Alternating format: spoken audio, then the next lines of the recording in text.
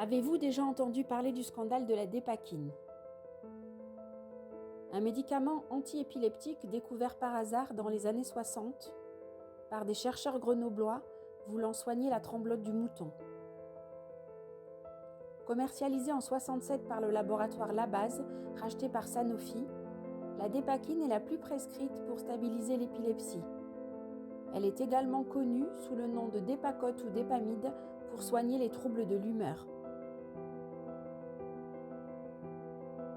Problème: le valproate de sodium, molécule active de la dépakine, provoque 11% de malformations et 30 à 40% de troubles neurodéveloppementaux chez l'enfant à naître lorsqu'il est pris pendant la grossesse. Pourtant, dès les années 60, des malformations avaient été signalées chez l'animal. Elles seront confirmées par la suite chez l'homme.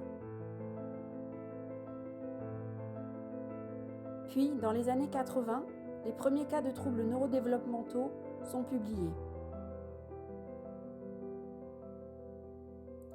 L'information était pourtant connue depuis longtemps, mais n'était pas écrite dans la notice. Une seule mise en garde, en cas de grossesse, prévenez votre médecin. C'est en 2015 que la presse nationale s'empare du scandale. Grâce à la lanceuse d'alerte Marine Martin, femme épileptique et mère de 2 enfants touchés nés sous dépakine.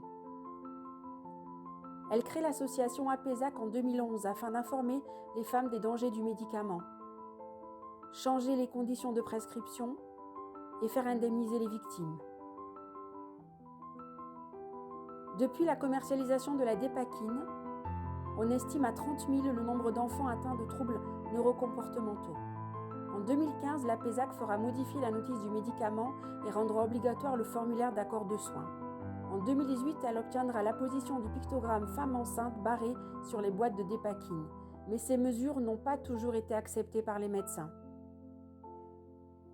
On coche des fois la case en l'absence d'autres alternatives thérapeutiques alors qu'on n'a jamais rien essayé d'autre. La dépakine est interdite si vous êtes une femme en âge de procréer ou enceinte. Posez-vous les bonnes questions. Avez-vous signé le formulaire d'accord de soins? Avez-vous testé d'autres traitements? Consultez-vous votre neurologue chaque année pour évaluer votre traitement? Votre enfant est victime de la dépakine, il peut demander une indemnisation. Contactez-nous.